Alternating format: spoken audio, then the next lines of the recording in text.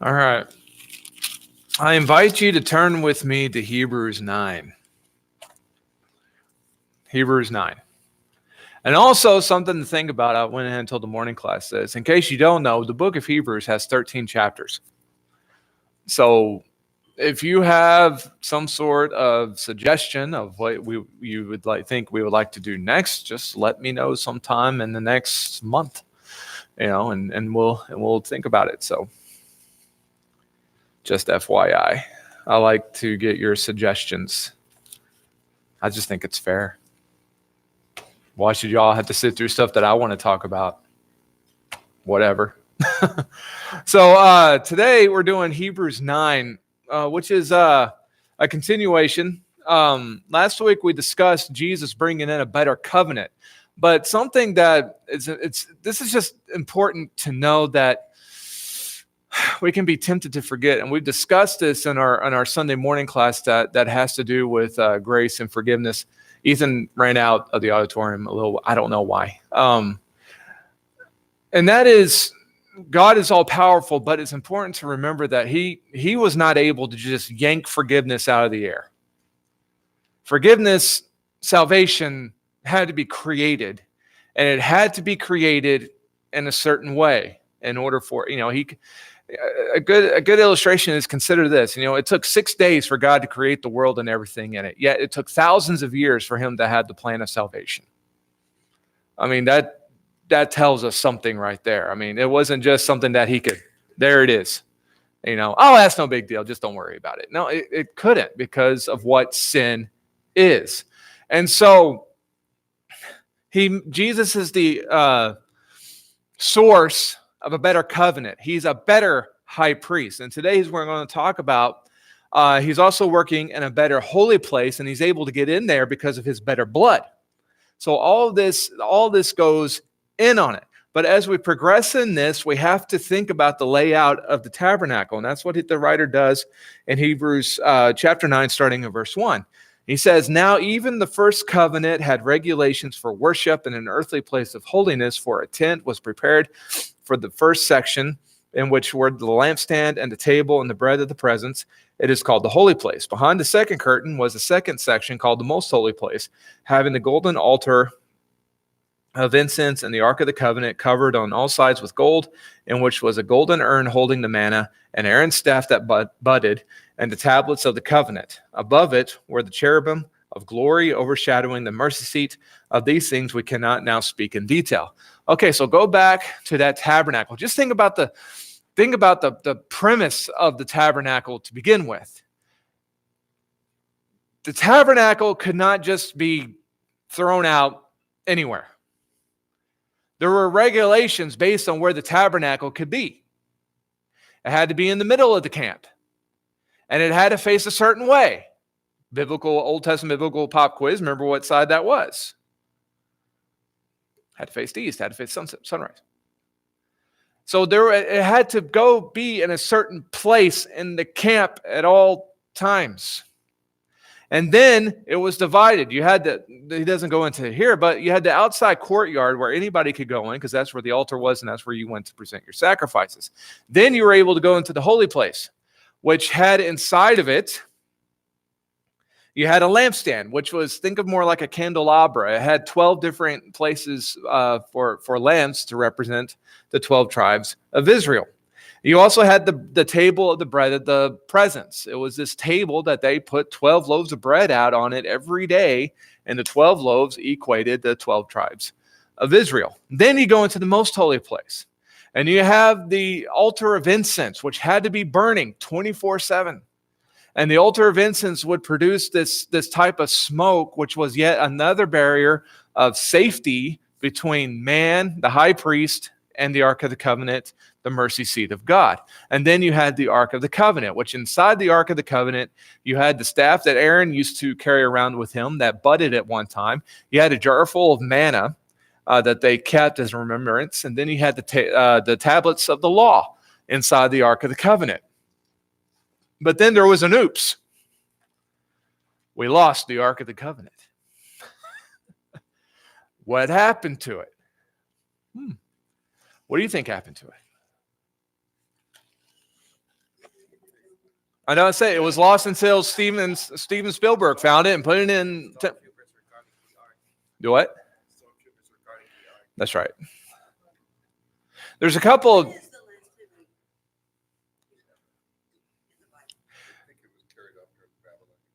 Yes, that's one theory. There's actually two going theories. As far as last time, I tried looking it up. It's mentioned in Jeremiah.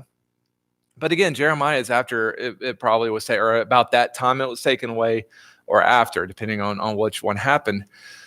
But then it's kind of mentioned in a passing type fashion. As far as history goes during the period of the kings, one of the major theories, 586 BC, when the Babylonians came and took Judah up into captivity, they sack the temple. They take all the anything of value out of it before they destroyed the temple. Maybe they took it. The other going theory, which is actually interesting, is that it's believed the Queen of Sheba took it. Well, hold up. Y'all never heard of it? You never heard this one?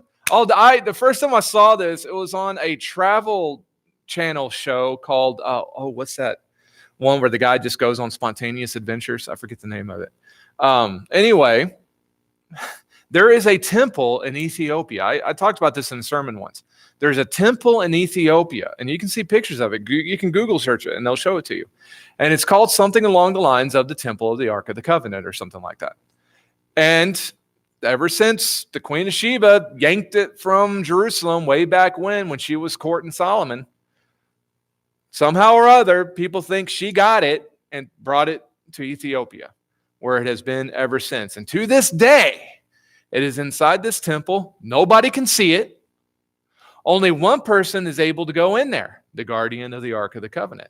And he stays in there all day and all night, only comes out for like an hour every day. And it's the same guy throughout the rest of his life. And he's not replaced until he dies.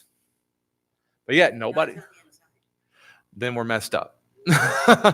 But he now think about what the Ark of the Covenant, and this is where it gets funny for me. Think about the kind of relationship God wants with us. Now, think how they treat the Ark of the Covenant. Nobody's able to see it. The guardian's not allowed to talk to anybody or doesn't talk to anybody about anything, and especially about the Ark of the Covenant. And he has to stay with it at all times. So again, what's the point of it all? Again, we've asked this question before. We did it with the Revelation class because the Ark of the Covenant is mentioned in Revelation. If we had the Ark of the Covenant today, would it have any value outside of the gold that it was made out of? No. Any spiritual value at all? No. Why? Because we've been given something better. Yep. So, again, his point is, yeah, we had it, but we don't have it anymore. Oops. So what do? So we also have the curtain.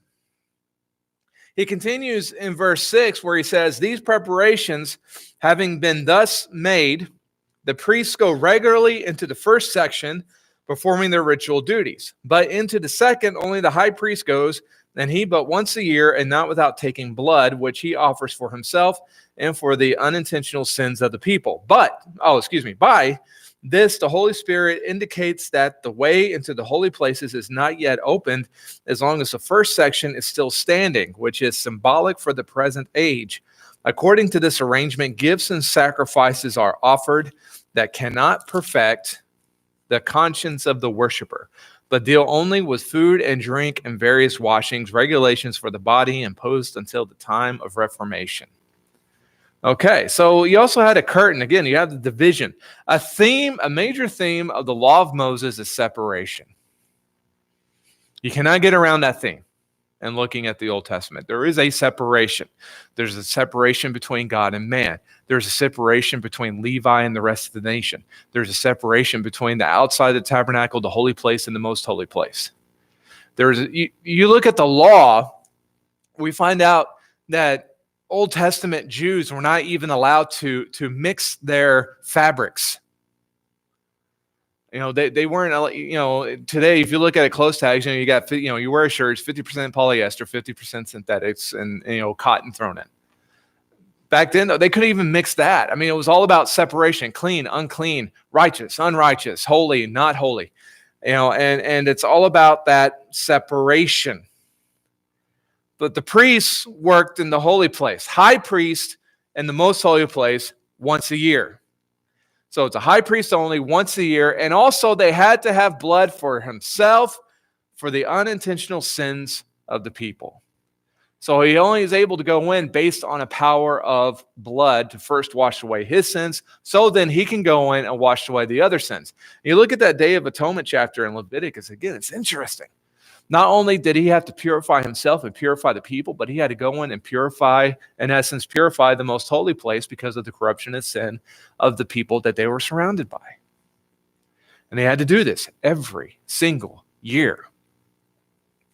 But there were faults in the most holy place system because God put them there. Because at the time, they didn't have Jesus. The holy places were not open to all people. In fact, you go back, was that Leviticus 16? God tells Moses, tell Aaron, tell him not to just come in here anytime he wants to. He must be prepared. And that was only him. The rest of us, we got no shot.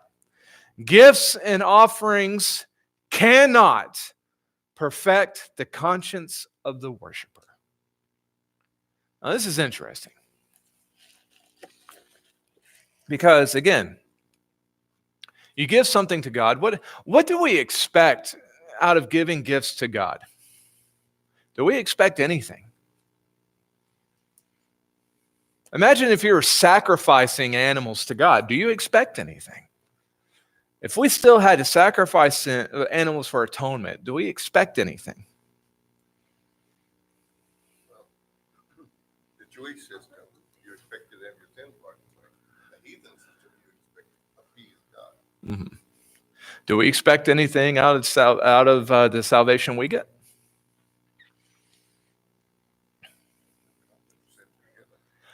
A good conscience. So what creates a good conscience?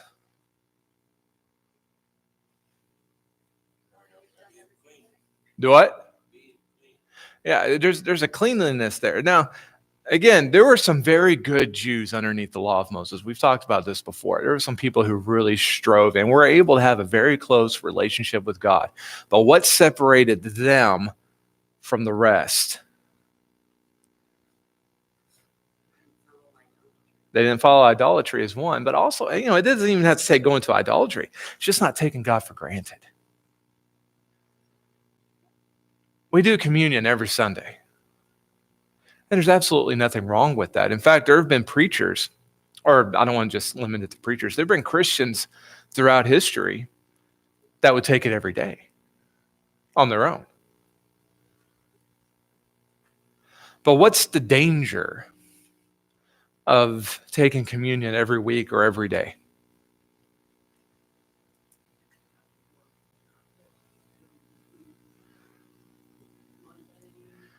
With familiarity comes contempt. But why? Why is it that the more we're familiar with something or the more we know somebody, the greater chance it is that we could then take that person for granted?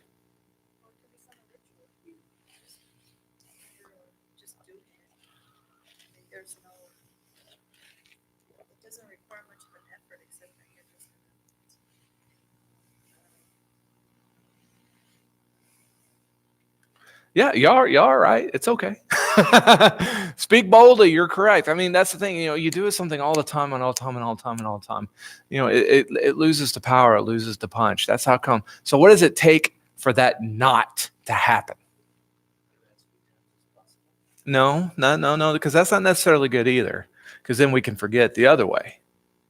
Mental discipline. The striving to remember. It's up here, it's in here. It's a matter of a will, it's a matter of discipline to not forget. Do this in remembrance of me. We're going to talk about that later. And again, you see the same thing in marriages when you see spouses start taking each other for granted. So if you're married, how do you not take your spouse for granted? Work at it. Yeah, I remember, Sherry and I went to a marriage seminar First thing God says, you don't want to take your spouse away? Continue to date her. Guys, continue to woo your spouses as you did when you were dating after you're married, because this is something that happens with guys a lot. Guys, before they get married, they're calling, they're giving gifts, they're dressing up, they're bathing. They're in other words, they trying, right? And then they get married. And then what happens? It stops. Why does it stop? We know. Why does it stop? Oh, no, it's not laziness. It's not, there it is. About to say, slap your son. It's not laziness. It's, well, we have her. Where is she going to go? That's why. We think we won her like a Cupid doll at the carnival. And so since I have her, I don't need to try anymore. That's dangerous. So what do? We continue to woo her as we did when we were dating. Now, with familiarity comes contempt, and that can happen in communion. How do we stop it from happening?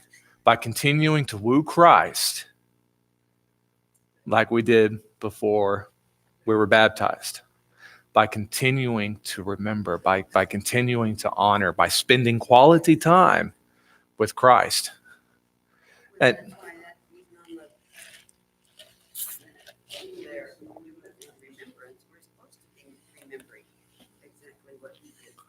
yeah. And if we have our thoughts doing that instead of what am I going to have for lunch when I get out of here, then maybe we'll be doing the right thing. Yeah.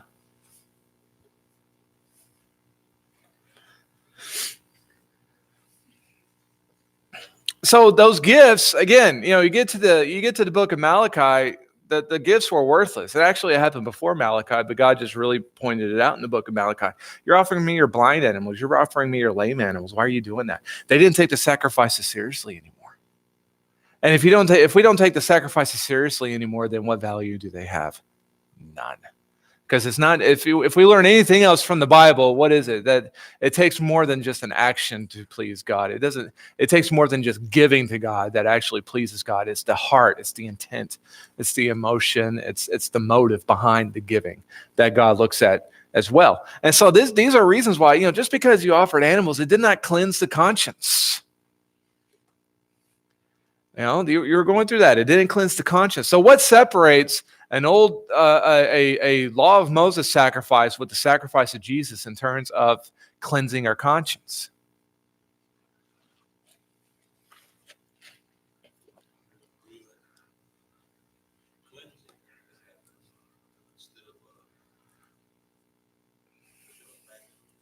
Mm-hmm. Yeah, with the animal, there was still that separation. This animal's dying for me. Thank goodness. But, it's not really me, But our baptisms, we die with Christ. And through the power of that transformation, there should be a cleansing of the conscience. The system, the Old Testament system that dealt with the physical over the spiritual, food, drink, clothing, all this stuff. Again, the new covenant was based on the Spirit. What is the tabernacle? It is us. What is Israel? It is us. What is a sacrifice? It's we making living sacrifices daily. All this stuff that they did physically, we continue to do. It's just spiritual. There's a spiritual slant to it that we're able to have.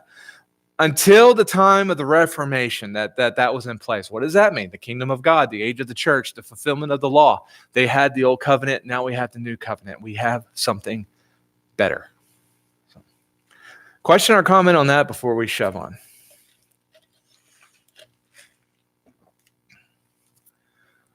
But it all comes... Oh, go ahead. As you were talking about this, I was thinking about the reciprocal nature of things in the New Testament. We forgive to be forgiven. Mm-hmm. Right? We love to be loved. Yes. And we value Christ. He values us. Right. We declare Christ amongst men. He declares us before the Father in heaven. Right. This reciprocal thing, which I guess that feeds into your intimacy Mhm. seeing it as a real relationship instead of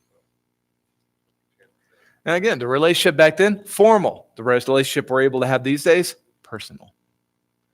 And again, we'll talk about the nature of the inheritance. Theirs was very physical. Again, what was the high point? What was the big blessing of following the law of Moses? What did the people get? God would prosper and bless. Yeah, but where were they going? To the promised land. It was all about the land. Keep the law so you can keep the land. That was what do we get to look forward to? Who wants to go to Israel? I like to visit, but I don't want to spend eternity there. Where are we trying to get to? We're trying to get to heaven.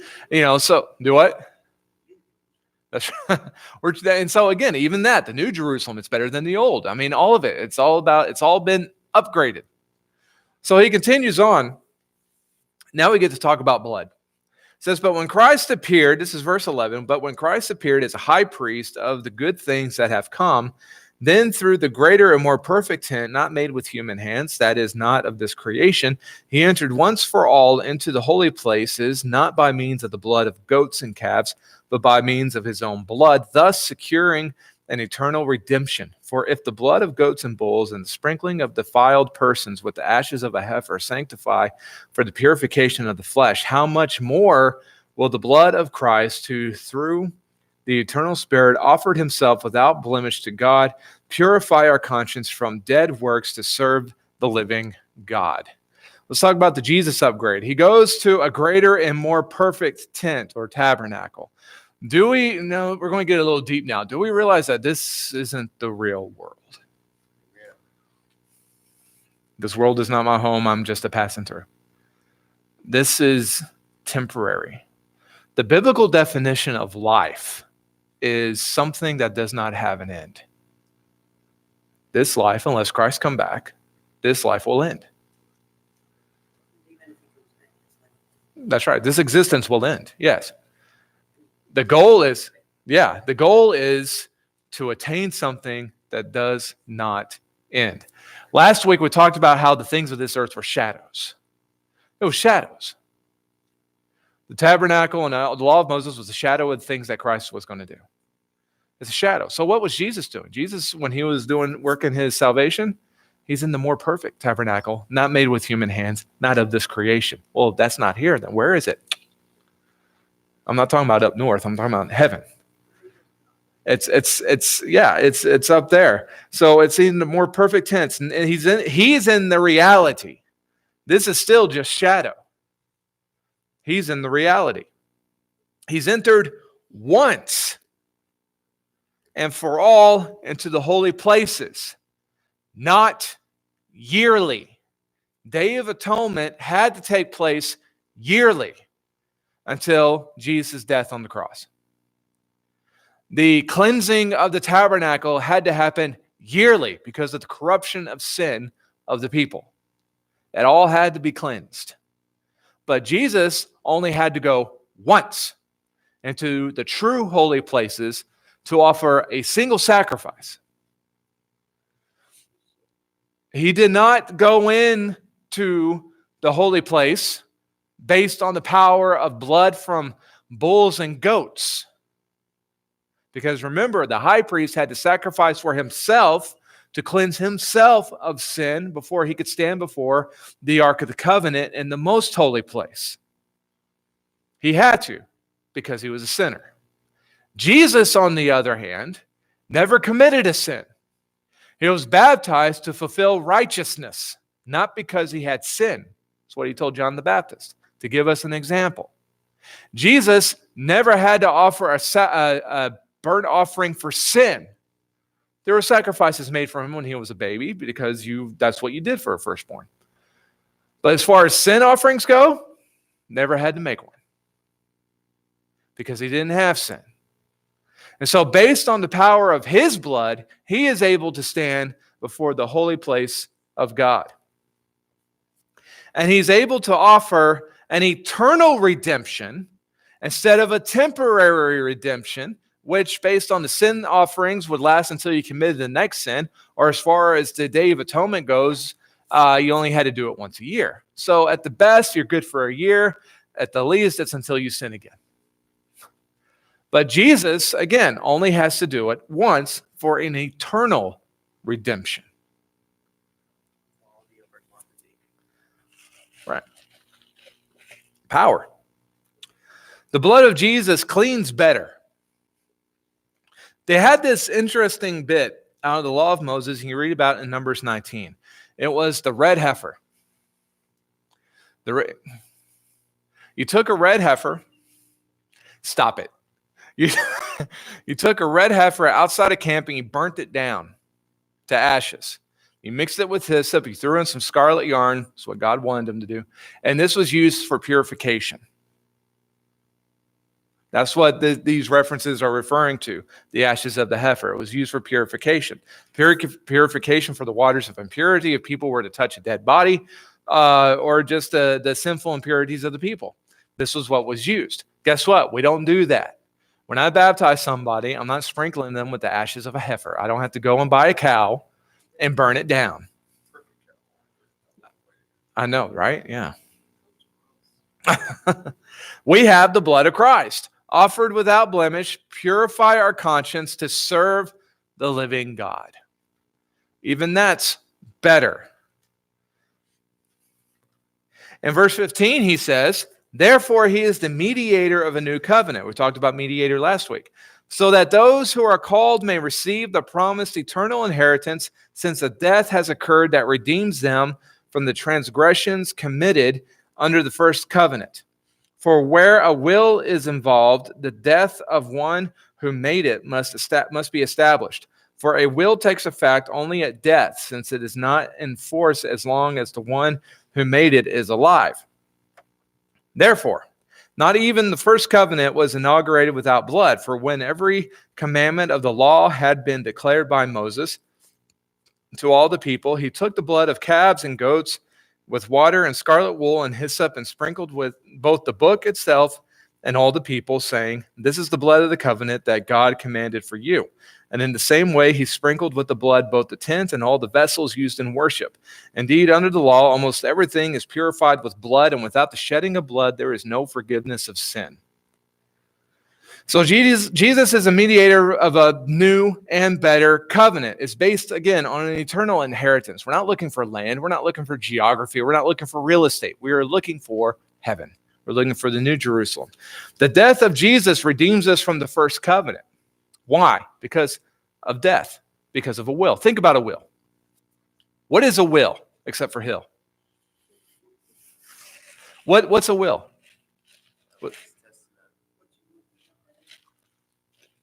After you what? After you die. See, when we read the parable of the prodigal son, why do we think that the prodigal son is such a jerk? Because he asked, imagine this, going up to your dad and say, I want everything that's coming for me after you die right now while you're still alive. Yeah, but that's what he did. The purpose of the will is for things to take place after that person dies.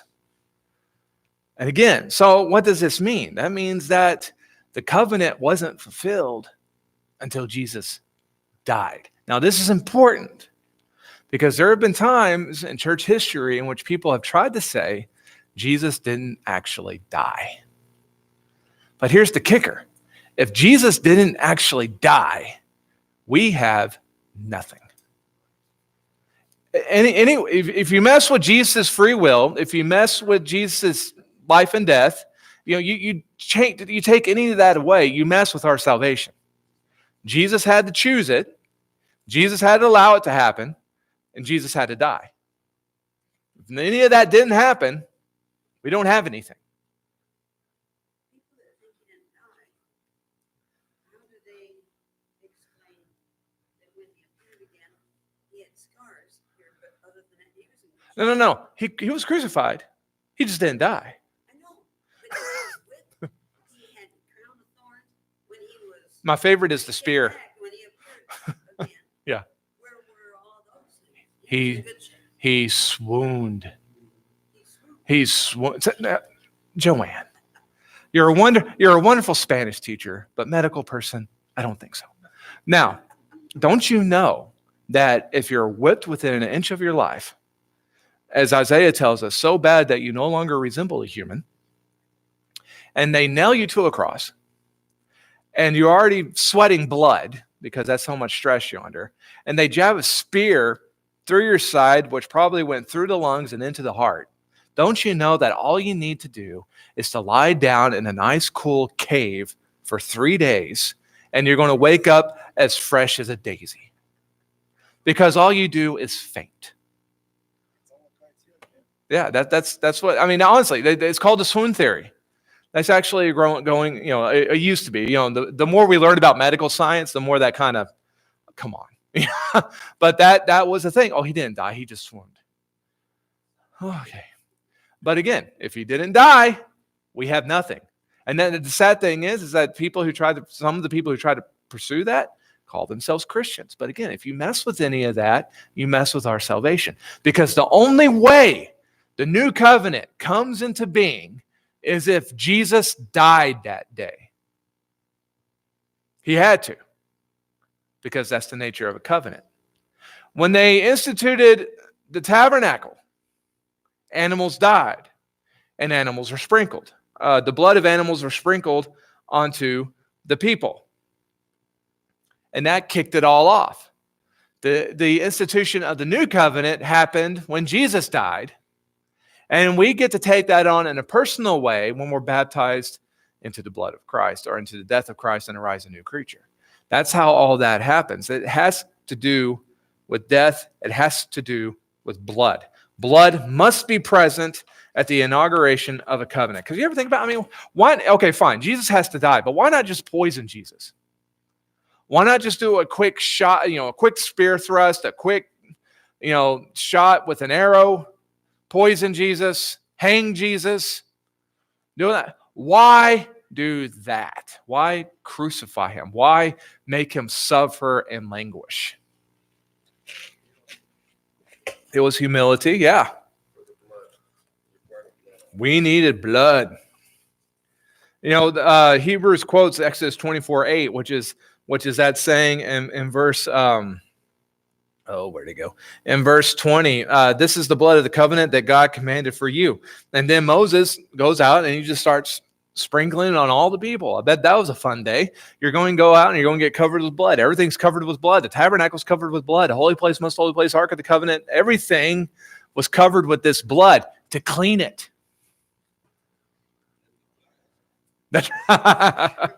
All that was happening to clean it because it was kicking off the covenant. Now, look at the new covenant. Don't go to these places, but we'll talk about it because this is all talking about the same thing. Matthew 26:27-29, Mark 14:24-25, Luke 22:20, 1 Corinthians 11:25. Jesus says, take this, for this is the blood of the new covenant. Look at what Jesus says when he institutes communion hours before he's carted away. Not just take this and drink, this is my blood. Take this and drink, this is the blood of the new covenant. Matthew, Mark, and Luke, and 1 Corinthians all point back to that, because that's what it was all about. It was about instituting the new covenant. It's like you look at that, you're like, wow. How many times do we read it? How many times do we talk about it? And we don't realize he was talking about covenant. We miss it. But that's what it was all about. Then we're told there is no forgiveness of sins without the shedding of blood. Okay, why? Why is blood so necessary? Why isn't death enough? You walk into a crime scene and you see blood spattered all over the place. What do you think? Someone died. You go back to Cain and Abel. Cain kills Abel. God speaks to Cain. My brother's keeper. What does God say to Cain? The what of your brother? The blood of your brother is crying out to me. Isn't that interesting? Go back to Leviticus 17. Leviticus 17, verses 10 through 16 talks about eating blood. Okay, check this out.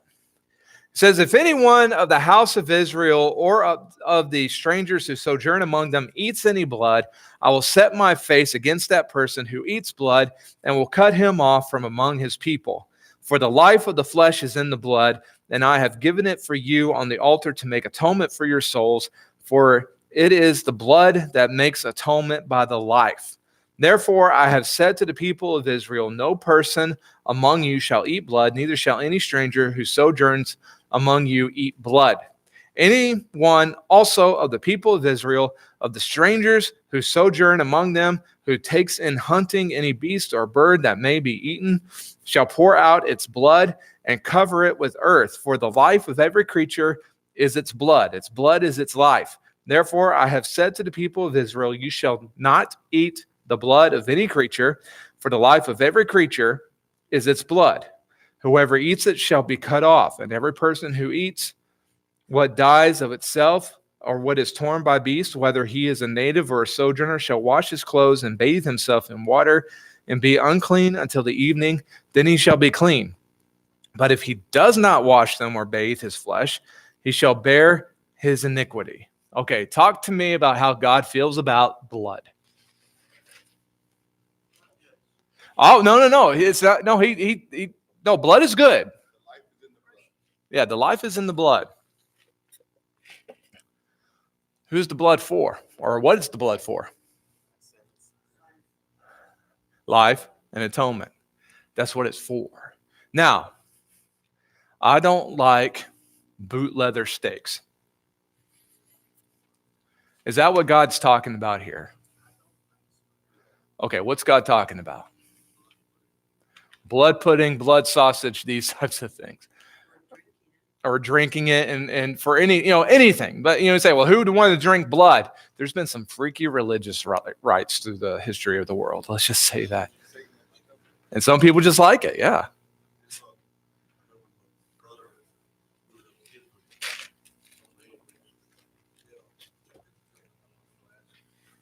Drink. There you go.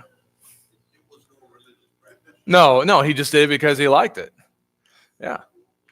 Yeah. Of course, she had two real big fangs right here.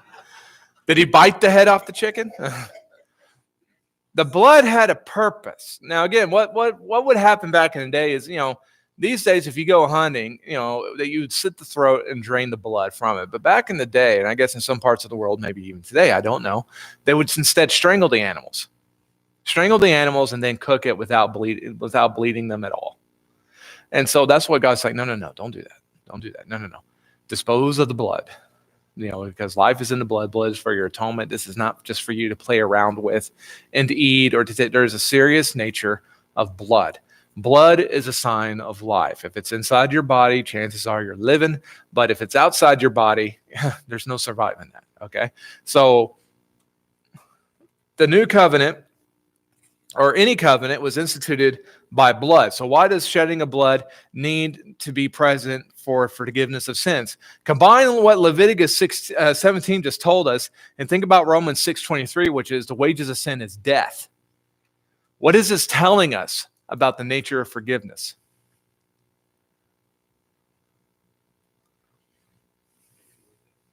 It takes away death. Also, again, if you're shedding blood, if you're shedding great quantities of blood, which is what Leviticus 16 is talking about, you're not living. So in order for a forgiveness of sin to happen, there needs to be a death. Death is really the key. Blood just proves it. Yeah. Yes. Go ahead. But David was also prohibited from building the temple because he was a bloody man. He had the blood of many people on his hands. He was a warrior. Right? Yes. Yeah. This is how come Jesus had to die, Jesus had to bleed in order for us to have salvation. And again, the challenging part of this is what the writer's trying to do is the same thing that the Old Testament writers were trying to do with the Old Testament audience. Don't take the sacrifices for granted. Forgiveness just doesn't grow on trees. Something has to die in order for forgiveness to be present. Something has to bleed in order for us to have atonement. And now here's the writer writing about the new covenant with the same type of message. Jesus talked about his blood issuing in a new covenant. We don't have to offer sacrifices anymore, but don't take the salvation and the forgiveness of Christ for granted. Because in order for us to have it, Jesus had to bleed and Jesus had to die.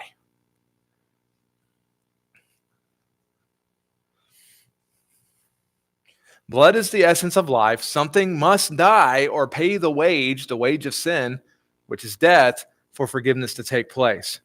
So it all goes back, again, to a better sacrifice. And what he does in 23 to the rest of the chapter is to really just draw all the strings together, chapter 9, presented again in a very clear, concise way. Check this out.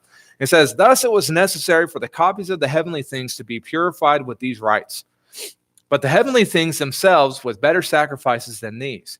For Christ has entered not only into holy places made with hands, which are copies of the true things, but into a heaven itself, now to appear in the presence of God on our behalf. Nor was it to offer himself repeatedly, as the high priest enters the holy places every year with blood not his own. For then he would have had to suffer repeatedly since the foundation of the world. But as it is, he has appeared once for all at the end of the ages to put away sin by the sacrifice of himself. And just as it is appointed for man to die once, and after that comes judgment, so Christ, having been offered once to bear the sins of many, will appear a second time, not to deal with sin, but to save those who are eagerly waiting for him. Okay, so it's a better sacrifice with better blood and a better covenant and a better tabernacle. So Christ has entered the true tabernacle, not an earthly representation, but the actual tabernacle presence of God. For example, that you can read about in Revelation chapter 4 and 5. He appears before God at the throne, not the Ark of the Covenant or inside the holy place. Remember, because the Ark of the Covenant was gone by the time you get to the time of Jesus. It's been gone for a long time. But I know it symbolized Jesus, but here's the thing. When the Jews were going to the most holy place after 587 BC, what was in there? They still had the most holy place, but they had no Ark of the Covenant. So again, even until, even for like 500, 600, 700, 500 years, 500, 600 years, it was lacking because they didn't have the Ark of the Covenant. If you don't have the Ark of the Covenant and the law of Moses, what do you got? Because that was a key part. It was a charade. It was lacking. But now, we don't have to even worry about that. Let the Ethiopians have it if that's where it is. We have Jesus interceding for us before God himself. Again, not an earthly representation. The Ark of the Covenant was not an idol, but before God. Not to offer himself repeatedly, but just once. Now, Hebrews already told us that Jesus is still interceding for us. What's the difference between being interceding versus being offered as a sacrifice? Okay, prayer versus death. In other words, Jesus didn't have to die again. He's now talking to God. Dad, I got this covered. He's one of mine. He doesn't have to die again. Whereas again, the high priest sacrifices every year before God, every year, starting off from scratch, every year, having to do the same song and dance over again to make sure that the people can have atonement for another year. Jesus, one time, enters through his own blood, not the blood of bulls and goats, not through the blood of some innocent animals that never did anybody any wrong, but he entered through his own blood to fully put away sin, not just kick the can down the street for another year or for another few days, but to fully take care of the sin problem, to institute a new covenant with his death. No priest ever kicked off their own covenant. They had to follow the old covenant, but they had to follow its own way. Jesus, again, how did he teach people? He amazed people with his teaching because he taught as one who had authority. And as Jesus said, I have the authority to lay down my life, and I have the authority to pick it back up again, and there is nothing that you can do about it, so just stop. Okay, that last part I added on. But he has the authority to lay it down. He has the authority to pick it up. He chooses it. On that day, before Pilate pulling out his hair because he feels like he's losing control. He never had control. The one who had full control on that day was Jesus. He was controlling it all. And he instituted the new covenant, which works of the redemption has been done. As far as prophecies of the Bible go, we're down to one that needs to be fulfilled: the second coming of Christ. When he comes back again, not to teach and not to set up a covenant, not to do any of that stuff he's already done, because that's been done.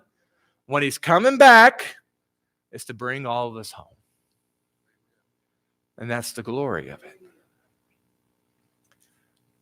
And so all the way around, it's better.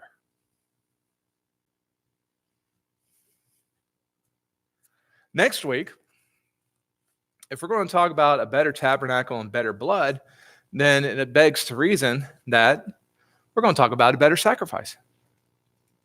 And so that's what the beginning part of chapter 10 is going to be about. So anybody have any less questions or comments or anything? Hey, I actually got done early. Look at that. Why do you think God waited so long? See that? Oh, that was a question I was going to ask. I asked the morning class this question. It's something to think about. If it was better, why didn't it happen? Why didn't, you know what I threw out? Why didn't it happen right after Adam and Eve sinned? It could be. I mean, it could be. Yeah, you could. Why did it have to wait so long? The question I asked was, why did we have to have the old covenant to begin with? Why not just kick it off with Jesus and there you are? That's what Eve thought when she gave birth to Seth.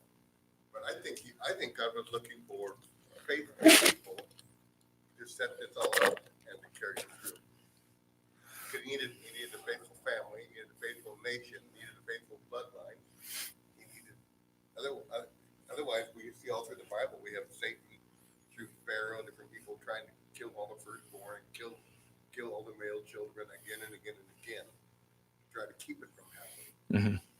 So that's what I think. I think God was, Go ahead. I've thought for a lot of years that it's because people are slow. When we were separated from our spiritual side, we're the world of lost. Yeah. So now you're gonna bring Jesus with all of this spiritual connotation to somebody that doesn't understand anything about spiritual things. Right. And I really think that it took all of these years in a physical representation of spiritual things for us to grasp. But still people don't grasp it. Right? So that shows you that it wasn't really easy to learn. Yeah. But there has to be examples. And I think that also shows us is to be examples so that people can see the love of Christ. Without that example, you're never going to see it. That's right. And so, really, I think that's sort of in a nutshell, like from my limited understanding, because God's got, sure, many more. Something that was mentioned this morning was that maybe the world needed to see what it was like to not have that relationship that they had in the garden. You had Adam and Eve in the garden, which was the perfect relationship. Okay, they lost it because of sin. Then after the book of Genesis, that's when the law of Moses got kicked off.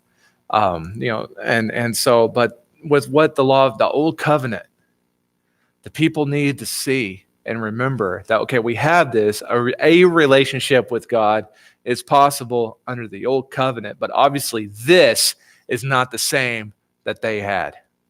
Something was still lost. We needed the history. Yes. Do we learn from it? If we got to see what it is that we lost so that we can appreciate it. Jesus told the Jews, is like, your ancestors were looking forward to me. The question, and again, this is the sad thing about how some Christians want to Judaize their Christianity. And it's like, why? Why? Why would we want to go back to that? That's the same question that the apostles threw out to the Jews. Why do you want to shoulder the Gentiles with a law that we couldn't keep? But you want to give it to them? Why? Because under that was a yoke that we could not bear. We have been given something better, but we won't appreciate it unless we're able to see the comparison. Would we rather live now or be Jews underneath the old covenant? Oh, now, without a question. Without question, I would rather have now. It's just the same as a married couple. Somebody has a child, understands love much better with that example. Yeah. Than Yes. even if you don't ever get married, you can see somebody else's marriage, somebody else's love. Right. These physical examples teach us so much. And and God, Physical examples, I think we are really lost. and God trying to work with his people and tell them, talking about marriage, talk about parenthood. God compares his relationship with the people as a marriage and as parent and child. And also look at what institutions Satan's at battle against: marriage, parents, and children. But, because there is something that you learn about that relationship. That's the intimate relationship God